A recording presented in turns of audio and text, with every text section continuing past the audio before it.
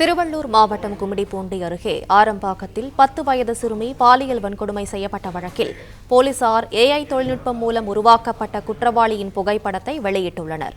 இதுகுறித்த மேலும் விவரங்களை செய்தியாளர் கதிரவன் வழங்க கேட்கலாம். கதிரவன், வணக்கம். விவரங்களை சொல்லலாம்.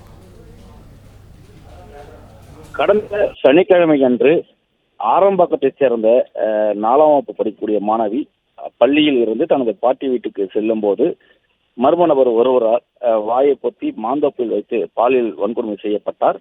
கடந்த 10 நாட்களாக இந்த குற்றவாளியை போலீசார் தேடி வருகிறார்கள். இந்த நிலையில் தான் நேற்று இரவு அந்த குற்றவாளியின் புகைப்படங்கள் மற்றும் CCTV ஆதாரங்களை வெளியிட்டு இவரை பற்றி தகவல் தெரிந்தால் பொதுமக்கள் தகவல் அளிக்கலாம் என்றும் தெரிவிக்கப்பட்டிருந்தது. இந்த நிலையில் அந்த குற்றவாளியின் புகைப்படத்தை தொழில்நுட்பத்தை பயன்படுத்தி போலீசார் வெளியிட்டிருக்கிறார்கள். CCTVயில் தெளிவாக இந்த முகம் தெரியாத காரணத்தினால தொழில்நுட்பத்தை பயன்படுத்தி இந்த புகைப்படமானது வெளியிடப்பட்டிருக்கிறது.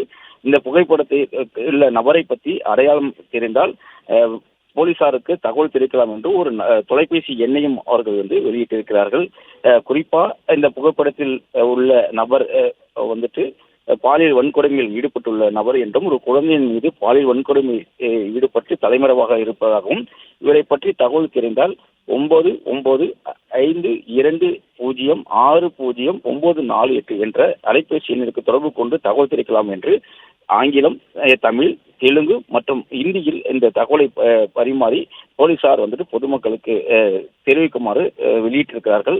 இந்த புகைப்படங்களை உள்ள நபர் குறித்து விவரங்களை தெரிவிப்பவர்களுடைய ரகசியம் காக்கப்படும் என்றும் தெரிவிக்கப்பட்டிருக்கிறது.